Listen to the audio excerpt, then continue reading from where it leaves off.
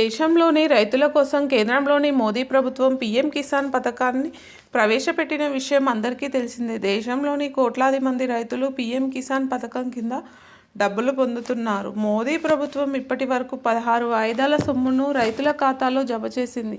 ఈ డబ్బును రైతులు తమ వ్యవసాయానికి వినియోగించుకున్నారు.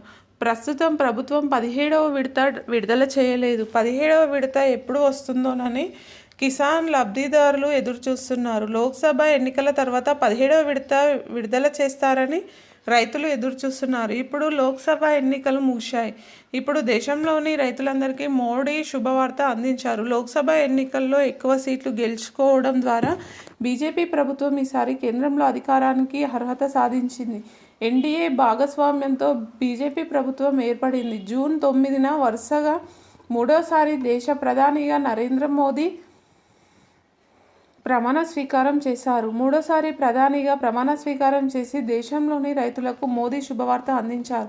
17వ విడత కిసాన్ డబ్బుల కోసం ఎదురుచూస్తున్న వారి కోసం మోడీ ప్రభుత్వం పెద్ద అప్డేట్ను విడుదల చేసింది. ప్రస్తుతం ప్రధానమంత్రి కిసాన్ యోజన 17వ విడత నిధుల విడుదలపై నరేంద్ర మోడీ సంతకం చేశారు. దీని ద్వారా దేశంలోని కిసాన్ లబ్ధిదారులందరికీ ఆయన తీపి వార్త అందించారు.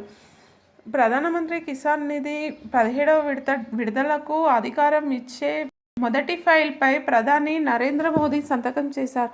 దీనివల్ల 9.3 కోట్ల మంది రైతులకు లబ్ధి చేకూరనుంది.